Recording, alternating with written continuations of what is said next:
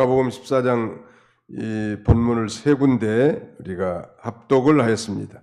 오늘 이 말씀에 의지해서 가룟 유다에게 배신당하신 예수님, 이런 제목으로 함께 은혜 받고자 합니다. 제목을 한번 따라서 해봅시다. 가룟 유다에게 배신당하신 예수님.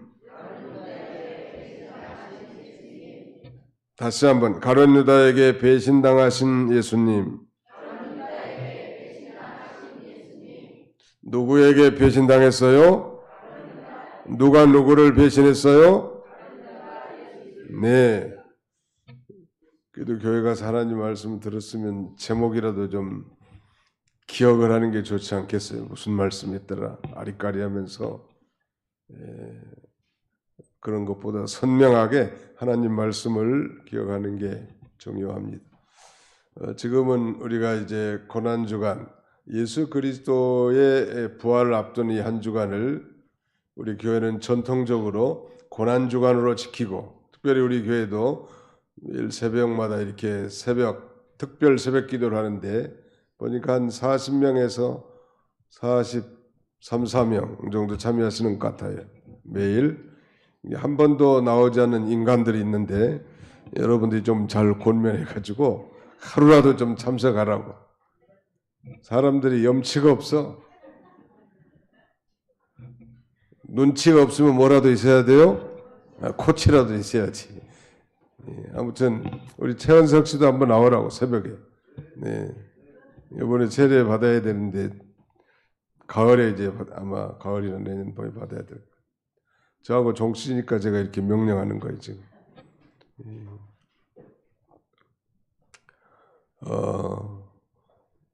그 놀라운 사실은 이 사복음서, 마태복음, 마가복음, 누가복음, 요한복음, 이 사복음서는 특별히 그 요한복음을 제외한 세 개의 복음을 공감복음이라고 했습니다. 공통된 관점에서 예수님의 생애와 그 다음에 교훈을 기록한 책이죠. 요한복음은 좀 주관적 관점에서 신령한 복음, 독수리 복음이라고 하는데 신령한 영적 내용을 기술하고 있습니다. 놀라운 사실은 이 사복음서의 약 한 3분의 1 정도가 예수님의 생애 가운데 마지막 일주일, 즉 이 고난주간에 발생한 사건을 기록했다는 것은 대단히 갈목할 만한 일이고 우리가 주목할 만한 일입니다. 그러면 우리가 증거할 복음의 핵심 내용도 역시 예수 그리스도의 고난과 죽으심, 그리고 그의 십자가에서 죽은 이후 3일 만에 부활하신 내용이 우리의 전도의 내용이어야 되겠고, 우리가 또 그것에 대한 확신이 있어야 합니다. 예수 그리스도의 고난으로 말미암아 또 그의 죽으심으로 말미암아 내 모든 죄의 문제가 해결된 속죄의 신앙을 갖지 않는다면 가룟 유다 같이 예수님을 배반할 가능성이 충분히 있는 거예요. 예수님을 적극적으로 배반하지 않는다 할지라도 신앙을 떠나서 세속화되고 세상으로 흘러 떠내려갈 가능성이 많다는 거예요. 속죄의 신앙, 예수님의 피가 내 가슴에 절절히 흐르는가, 그 피로 내 모든 죄가 아주 역동적으로 깨끗하게 써진 경험적, 체험적인 신앙이 있지 않는다면 가룟 유다 뒤를 쫓아갈 가능성도 있다는 거예요. 오늘 이 가룟 유다에게 배신당하신 예수님이십니다. 사실 예수님께서 이 고난주간 네 번째 날에 마리아에게 이제 향유 도유 사건, 예수님의 머리에 이 기름을 부으신 사건 후에 가룟 유다의 반역으로 고통받으신 날이라 할 수 있겠는데, 당시 종교 지도자들은 기회만 있으면 예수님을 협잡하려고 올무를 넣으려고 했습니다. 이를 위해서 예수님이 행하신 모든 일을 염탐해왔다는 거예요. 특별히 이제 공생의 마지막 나귀 새끼를 타고 예루살렘 성전에 들어와서 가르치고, 또 그 이상한 성전 정결 행위라든지 많은 사람들이 그를 환영하는 그런 군중들이라든지 이런 것들이 종교 지도자들에게는 눈에 가시와 같이 같았기 때문에 어떻게든지 말하자면 책 잡아서 죽이려고 하는 거예요. 그들은 자신들의 이 무너진 자존심과 자신들의 그 권위를 회복하기 위해서, 예수님은 성령으로 하나님의 말씀을 전하기 때문에 그 바리새인과 서기관들의 설교와 같지 않고 권세 있는 새 방언이었단 말. 많은 사람들이 그 말씀을 듣고 은혜를 받고 주님 앞으로 돌아오니까 종교 지도자들은 큰 위협을 느꼈던 거죠. 이러한 처제에 그들에게 좋은 협력자가 하나 나타난 거예요.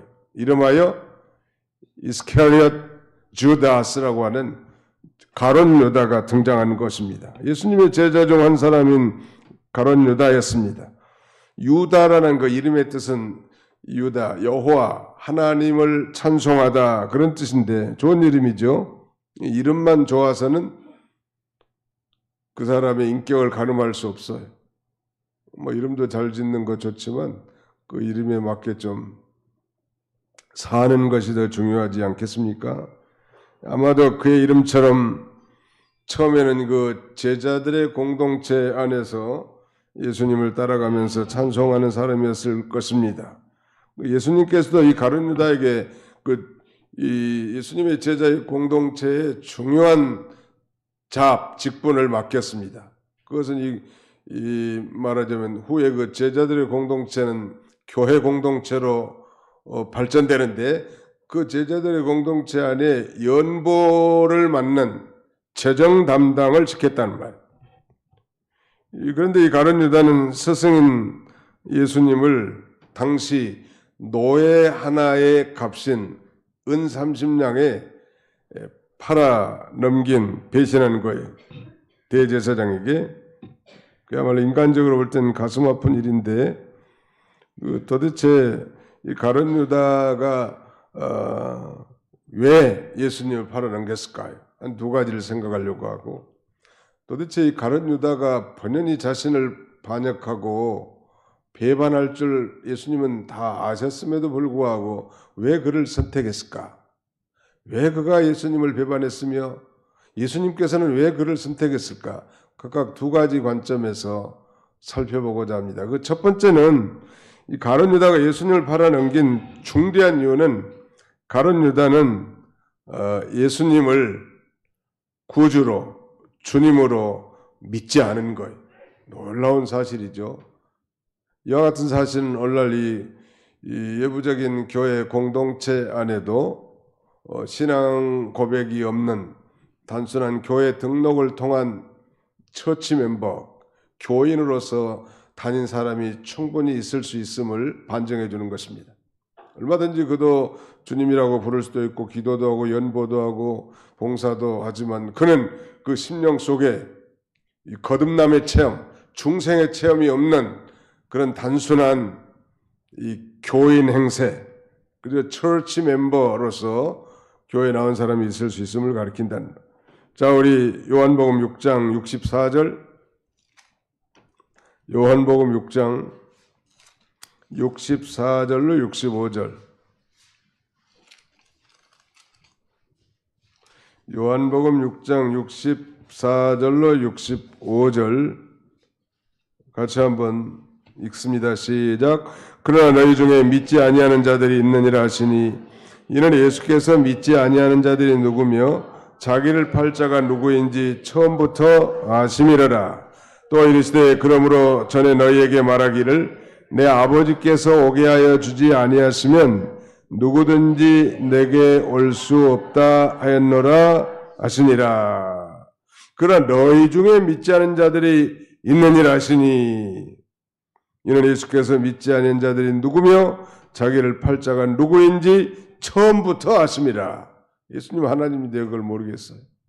근데 놀라운 사실은 그럼에도 불구하고 그 주님의 제자들의 공동체의 중역을 맡겨서 함께 구원운동을 해나갔다는 사실은 오늘 이 시대에도 동일해. 어느 교회는 뭐 교회 간판이 알곡교회라는 간판이 있는데 좀 교만하게 들리죠. 우리 교회는 알곡들만 모입니다. 그런 의도는 아닐 것 같고 우리 교회는 정말 잘 연건 알곡과 같이 견실한 신자들로 세우는 그런 비전을 품고 나가는 교회입니다. 아마 그런 의도로 이름을 짓지 않았는가 싶어요. 최 목사는 해석도 잘하죠. 그런 후자 같아, 전자보다는. 그런데 교회, 죄송하지만 이 지상교회, 오늘날 지상교회는 알곡과 가라지가 섞여 있는 거예요. 그리고 그것을 알곡과 가라지는 열매를 맺기 전까지는 잘 몰라요. 논에는 말하자면 벼와 돌피의 차이가 있는데,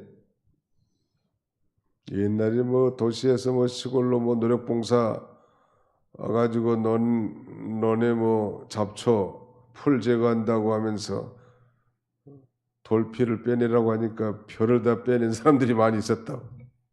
돌피하고 벼를 분간 못한 사람은 도시 촌놈들이에요. 농촌 사람들은 다 알잖아요. 이게 핀지 아니면 변지. 장영원 집사님 아시죠? 핀지, 변지. 아세요? 잘 모르신데, 이 양반은 겸손해가지고 지금 그 논바닥에 벼가 있고 벼같이 생긴 피가 있잖아요. 그런데 그걸 잘 분간을 도시 사람들은 잘 못해요. 아무튼 이 지상교회는 알곡과 가라지가 공존하는데 우리는 알 수 없다는 거. 뭐 어느 정도 열매를 보고 좀 그 나무를 분별할 수는 있지만 우리가 그걸 함부로 판단해서 정죄할 수도 없고 또 이 알곡이 상하기 때문에 이 가라지를 뽑지 말도록 하는 게 주님의 가르침이에요. 알곡과 가라지 같이 자라는 게 교회 안에는 중생한 자와 비중생자, 교인과 신자가 공통적으로 자라가는. 그러나 그날에 심판날에는 이제 중생자는 주님이 재림하면 다 휴거해서 공중에서 주님을 영접하겠지만 비중생자는 아무리 이 세상에서 종교 생활을 많이 했다 할지라도 하나님의 부름에 응할 수 없단 말이에요. 아버지께서 주신 자는 다 예수님에게 나올 수 있기 때문에 가룟 유다는 하나님 아버지께서 주시지 않은 자인 줄 처음부터 예수님이 다 아셨다는. 그 요한복음 6장 다시 거기 70절로 71절 거기도 같이 한번 읽어봅시다. 이양의 평김에 요한복음 6장 70절로 71절 시작. 예수께서 대답하시되 내가 너희 12를 택하지 아니하였느냐. 그러나 너희 중에 한 사람은 마귀니라 하시니 이 말씀은 가룟 시몬의 아들 유다를 가리키십니다. 그는 12 중에 하나로 예수를 발자라라. 내가 너희 12를 택하지 아니했느냐. 그러나 너희 중에 한 사람은 마귀니라 라고 이렇게 단호하게 이렇게 지목하지 않습니까?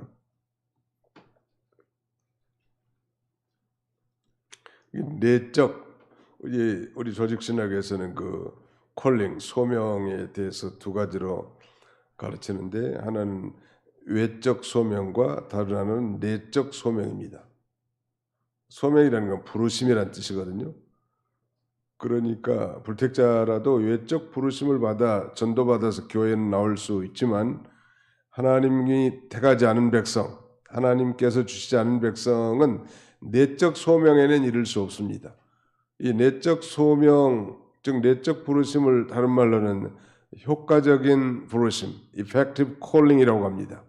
오늘 정말 나는 예수가 믿어지고 천국이 믿어지고 지옥이 믿어지고 천지창조하신 분이 하나님인 게 믿어지고 하나님의 말씀이 믿어진다면 그건 알곡이고 부르심을 받은 자고 내적 소명을 받은 자라고 할 수 있습니다.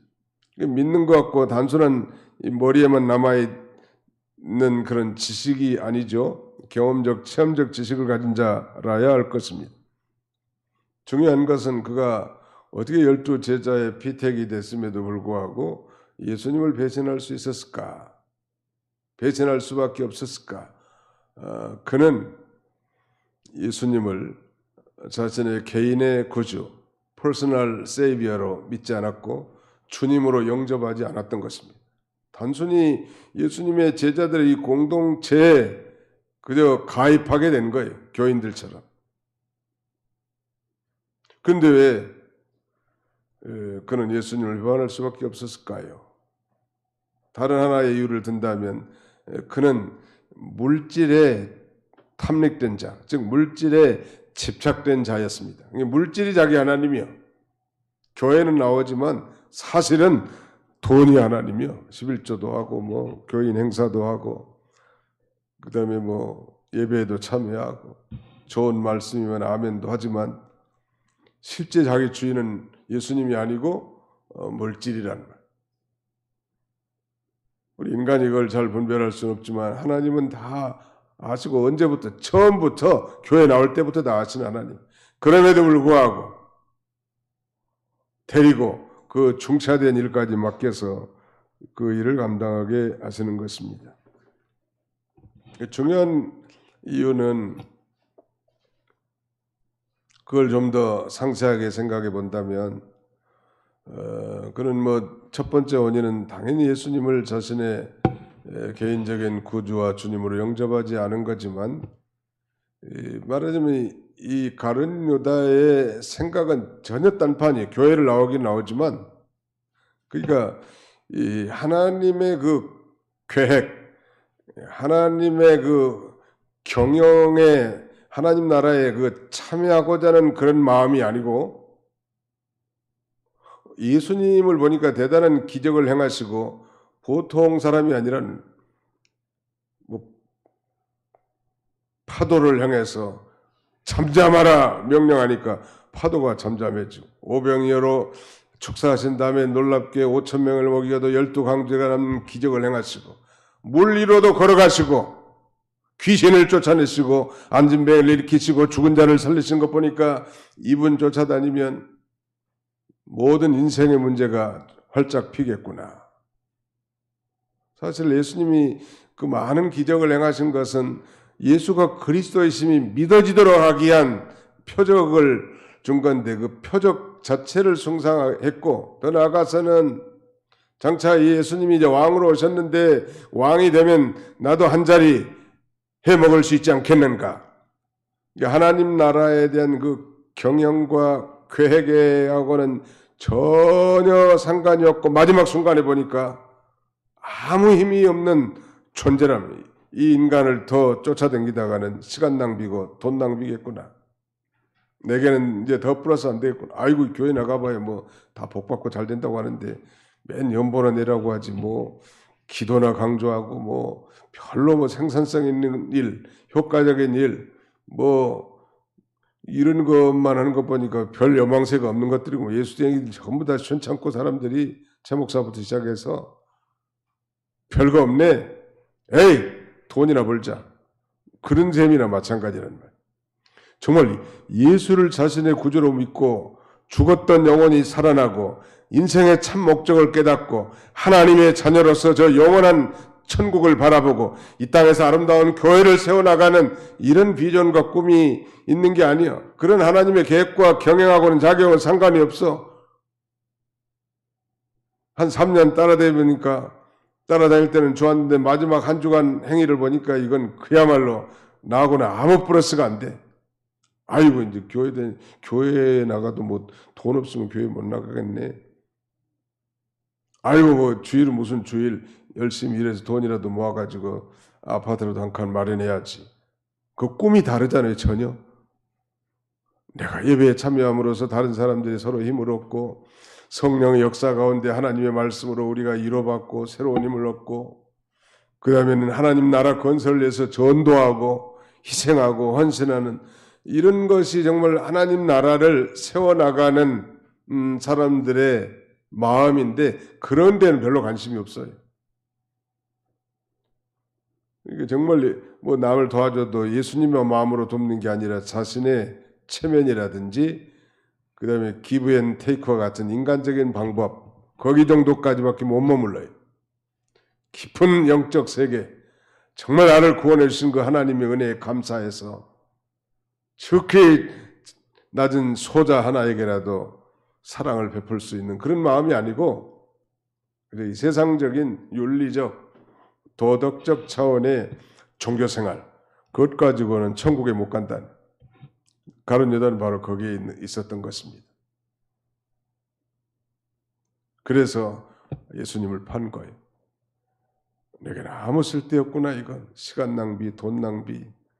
사람들도 보니까 다 시원찮하고 더 이상 나는 저 사람이 왕이 돼서 저 우리 조국을 로마에서부터 해방시키고 왕이 되면 내가 국무총리라나 아니면 기획재정부 장관이라도 하나 해먹을 줄 알았는데 예수님 오른밤을 치면 왼밤을 돌려대려고 그랬지. 오리를 가자고 심리를 동행해 주라고 그랬지. 전혀 돈 안 되는 거. 돈 안 돼. 생산성도 없어. 비효과적이야.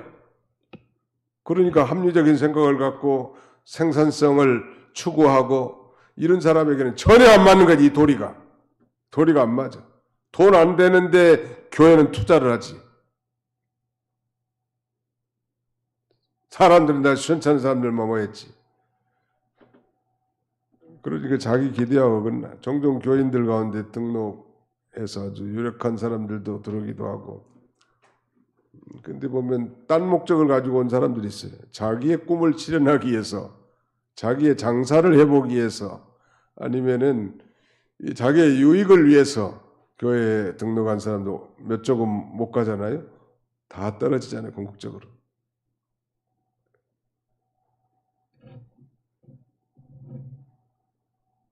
어떤 사람이 그러더만 산에는 못생긴 나무들만 남아있고 산에 남아있는 못생긴 나무들이 산을 지킨다는 거예요. 그래서 우리 교회도 마찬가지가 내가 보니까. 근데 놀라운 사실은 그 산을 지키는 건 잘생긴 나무는 다 잘라다가 제목으로 쓰고 집 짓고 가구 만들고 하니까 다 잘라가는데 이제 그러다 보니 삐뚤빠뚤하니 나무들 못생긴 나무들만 남았는데 그들이 산을 지킨다는 거예요. 교회도 마찬가지 같아요. 그런데 하나님의 눈에 볼 때는 그 못생겼다고 생각하는 그 나무들, 그런 신자들이 금쪽같이 귀하고 그들을 통해서 하나님의 나라를 세워나가는 거예요. 어떻게 생각하면 뭐 교회 안에 아주 권력자가 들어온다든지 재벌이 들어온다든지 그럼 뭐 재벌을 한 달에 뭐 100억, 1000억을 보니까 11조만 해도 10억, 100억을 할 거 아니에요? 그러면 예배당 하나 짓는 건 여관장일 건데 하나님은 그렇게 일하시지 않으신다는 거예요. 아멘. 네, 지금 가룟 유다의 그 심정을 연구하는 거예요. 지금 왜 그가 예수님을 배반했을까? 1차적으로는 그가 예수를 진정으로 구주로 믿지 않았기 때문이지만 두 번째는 그의 뭐 비전과 꿈이 예수 하나님의 나라와는 전혀 상관이 없는 거예요. 그저 물질에 집착된 그런 인생. 예수님께서도 저는 도적이라 이렇게 말씀할 정도로 그 가룟 유다에 대해서 그렇게 말씀하시죠.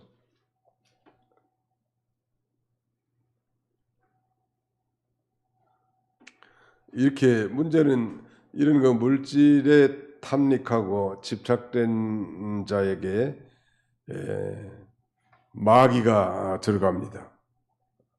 가룟 유다에게도 이제 사탄 마귀가 그에게 들어가서 예수님을 팔 생각, 예수님의 팔 마음을 갖게 하는 거예요.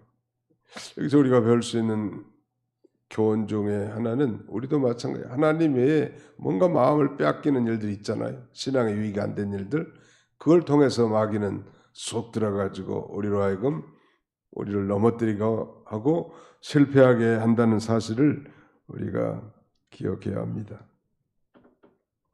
우리가 예수를 믿고 따르는 목적이 그러므로 하나님의 목적과 일치되는 게 좋지 않겠어요?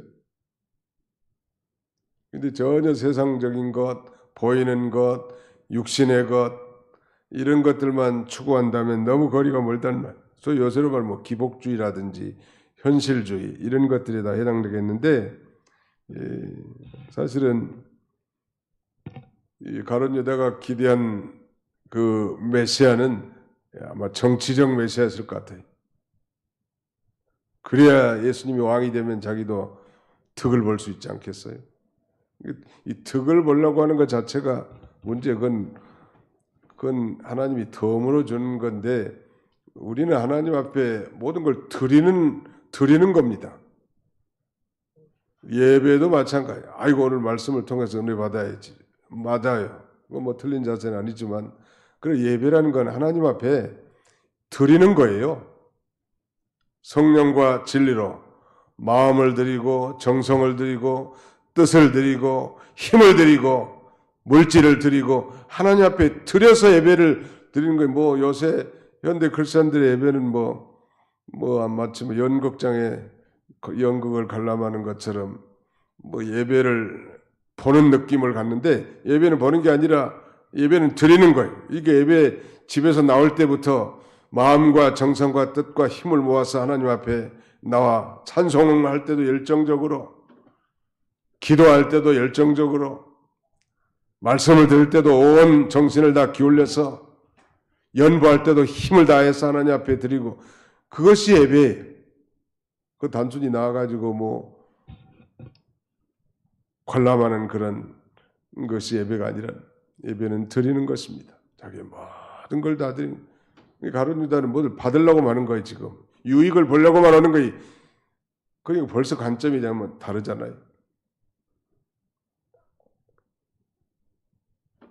우리 모두가 이 개인의 약점들이 다 있는데 이런 개인의 약점을 파고드는 사탄의 유혹이 있다는 사실을 우리가 잊지 않아야 합니다. 어떤 사람은 물질에 대해서, 어떤 사람은 명예 영광에 대해서, 어떤 사람은 정욕에 대해서 그 틈바구니를 정확하게 아는 존재가 사탄이고 마귀란 그 약점을 집요하게 물고 늘어져요. 그 짐승들 동물의 왕국에서 싸우는 거 보면 그 약점을 집요하게 물잖아요.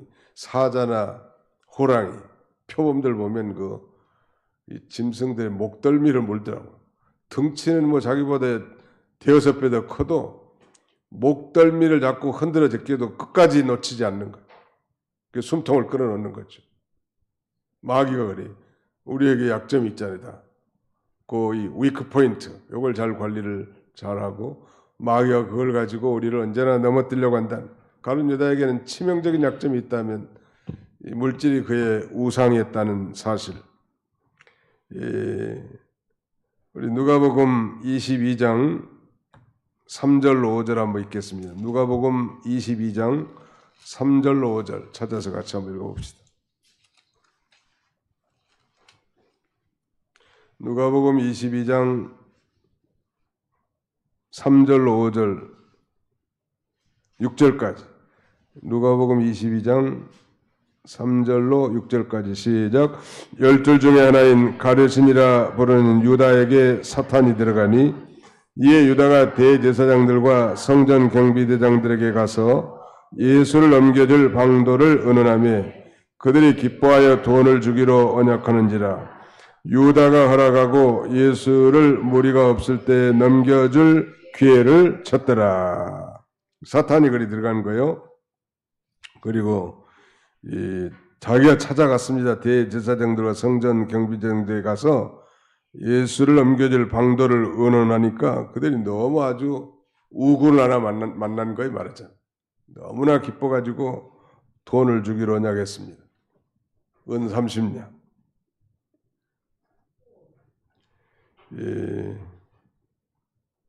요한복음 12장 4절 이하에는 그는 도둑이라 돈깨를 맞고 거기 넣은 것을 훔쳐갑니다. 그리고 연보를 또 이게 맡았는데 평소에도 이 가룟 유다가 그 연보계에서 돈을 좀 훔쳐간 거예요. 그러니까 그 성경 곳곳에 이 가룟 유다가 얼마나 물질에 탐닉하고 그 다음에는 집착한 그런 인물인지 그리고 그 마음이 얼마나 이 형편없었는지를 다 증거한 것입니다. 그 다음에 이제 우리가 두 번째 상고할 주제는 그럼에도 불구하고 예수님은 왜 가룟 유다 같은 인간을 그 존귀한 12 제자의 자리에 세워놨을까요? 처음부터 다 아신 분이신데 그것은 그 후대의 중직자들이나 성도들 가운데도 이렇게 불택자가 있음을 알게 하게 하는 것입니다. 우리가 그걸 뽑아내서는 안 된다고 그랬죠. 교회 안에도 이런 불택자가 있을 수 있다. 우리 사람은 온전히 분별할 수는 없고, 이제 장차 심판의 주님으로 오실 예수님이 오시면 명명백백하게 다 증거가 되겠죠. 추수 때까지 기다리라는 거예요. 오늘 교회 안에도 심지어는 목회자의 타이틀을 가지고 있든지 장로의 직분을 가지고 있는 사람 가운데서도 그런 자가 있을 수 있다는 거. 예수님이 12 제자 가운데 한 사람도 그랬다면 당연히 그럴 수밖에 없지 않겠어요? 그 다음에는 또 한 가지 기억할 것은 이 범죄자의 말로가 비참함을 교훈해 주는 거예요. 가룟 유다의 궤변이라고 하면 내가 예수님을 배반해 가지고 십자가에 달려 죽으셨으니까 내가 이 예수님의 구원 역사를 성취하는 일에 일조하지 않았는가, 그런 걸 궤변이라고 하는 거예요. 악한 자가 악한 일에 쓰임 받았지만 그 악한 일에 쓰임 받은 것에 대해서 하나님이 심판한다는 말. 후에 이 가룟 유다는 양심의 가책이 좀 들어와 가지고 그 돈 30냥을 성전에 가서 제사장에게 던져버리고 자기는 나무에 목을 매어 자살을 시도합니다. 그 자살을 시도하는데 그 나무 가지가 끊어져 가지고 땅에 떨어져서 배가 찔려서 창자들이 다 널브러지게 나오도록 비참하게 죽습니다.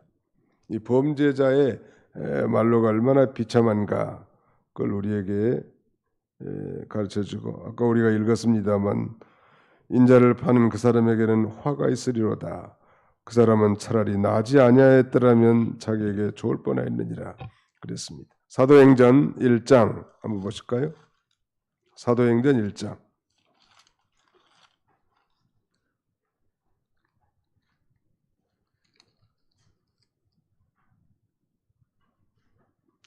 17절 16절부터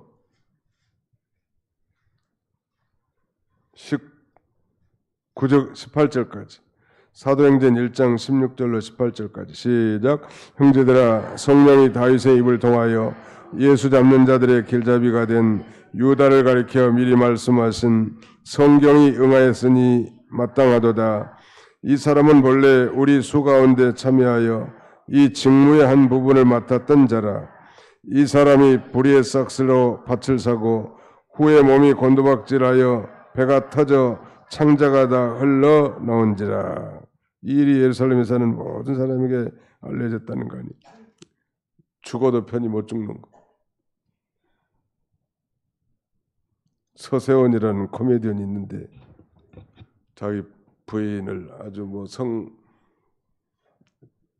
폭력하다시피 해서 자기 아내로 취해가지고 자녀도 낳았는데 얼마나 폭력을 휘두른 게 어떻게 누가 사진을 찍었는지 매스컴에도 나오고, 자기는 또 어린 부인 하나를 더 얻어가지고 저기 캄보디아로 도망쳐서 부동산 장사도 했다는데 나중에 들은 소식이 하면 죽었다는 거 아니에요? 병원에서. 어떻게 죽었는지, 누구한테 죽임을 당했는지 알 수는 없어요. 근데 그분의 죽음에 대해서 안타까워하는 사람들이 아무도 없더라고. 그놈 잘 죽었다. 조강지처를 그렇게 헌시짝처럼 내버리고 핍박한 아주 그 양반이 그 인기도 대단했고 돈도 많이 벌었던 사람 아니요? 차라리 저는 그런 생각이 들어요. 차라리 목사 안수를 받지 말고 계속 코미디언이나 좀 잘해서 돈이나 잘 벌어서 부인이나 좀 행복하게 해줬으면 얼마나 좋았을까, 그런 생각이 들더라. 하나님 나라의 먹칠하고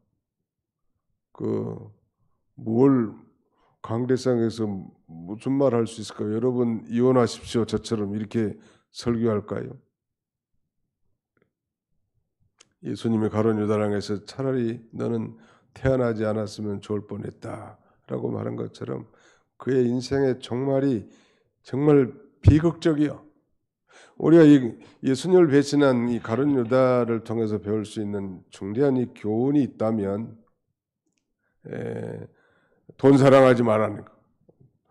돈을 뭐 열심히 이 정당한 경제적 활동을 통해서 부지런히 일하고 또 저축도 하고 살림하는 건 좋은데 그 돈을 하나님처럼 사랑하지 말라는 거예요. 돈을 사랑함이 일만하게 뭐가 되나니 뿌리가 된다고 하지 않았습니까? 그 디모데전서 6장 10절인가 그렇죠. 돈이 필요하니까 열심히 벌고 모으고 아름답게 쓰고 하나님을 위해서 또 우리 가정 살림을 위해서 쓰는 건 필요해요. 옛날에 그 김현봉 목사님은 그렇게 단순하게 하나님께서 우리에게 물질을 주신 목적을 두 가지로 설명했다고 합니다. 하나님 왜 하나님에게 돈을 주셨나? 물질을 주셨나? 첫째는 믿는 일 하라고 주신 거고 둘째는 먹고 쓰라고 주신 것이다. 아주 뭐 간단하면서도 명료하잖아요. 하나님 일하라고 물질을 주신 거고 두 번째는 먹고 쓰라고 주는 거예요. 하나님 일하는 거 영원히 남아있는 일 아니에요.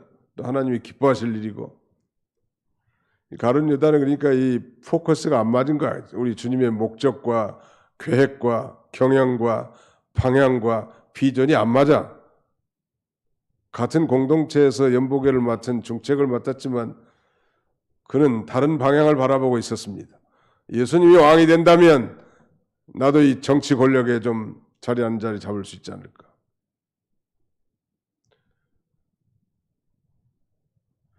아무튼 그 요새 뭐 총선이 이제 4월 10일이니까 한 보름 정도 남았는데 저는 개인적으로 그 목사님들이 뭐 정치하는 거에 대해서 반대합니다.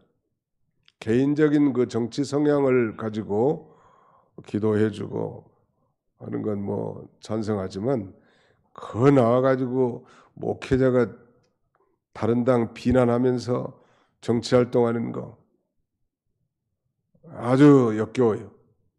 그리고 성경의 가르침과 배치돼요. 정치가들은 사자처럼 아주 강력한 권력과 여우처럼 강경한 그런 그 두 가지가 없으면 정치를 못하는 거예요.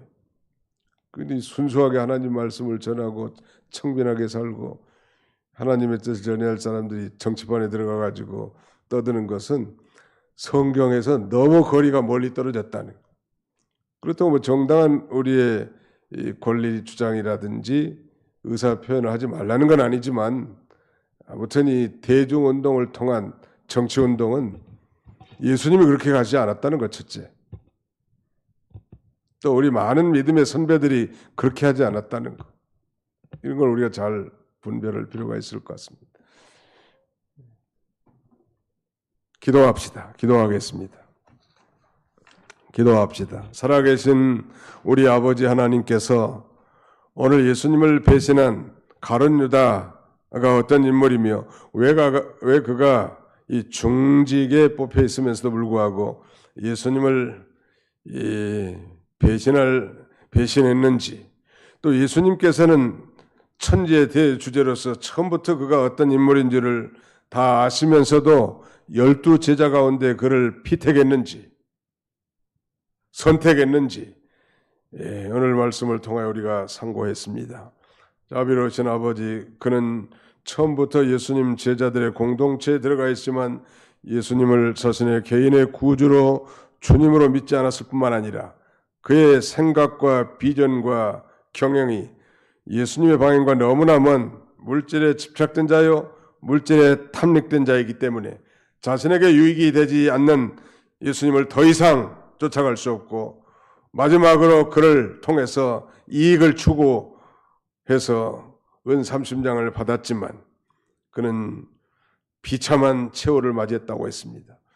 우리 주님이 이러한 그 놀라운 이 선택을 한 것은 후대에 우리 교회 안에도 이렇게 불택자들이 있고 이 말하자면 죄의 종들이나 중직자들이나 성도들 가운데도 이런 자가 엄연히 가라지와 같이 존재한다는 사실을 잘 우리가 인식하고 이 거룩한 교회를 세워나가는데 바른 분별력을 가지고 세워나갈 수 있도록 도와주시고 또 범죄자는 반드시 심판하시는 하나님이신데 그의 말로가 얼마나 비참했는지 성경에 증거한 것처럼 그는 만고만대의 많은 그리스도인들의 입에서 저주받아 마땅할 그런 그 악행을 행함으로 참으로 비참한 세월을 보냈을 뿐만 아니라 그는 저 불같이 뜨거운 지옥에 들어가 영영한 지옥 고통을 당할 수밖에 없었다는 이 엄연한 사실을 기억하고 우리가 신자로서 마땅히 하나님 앞에 거룩하게 택함받은 하나님의 존재로서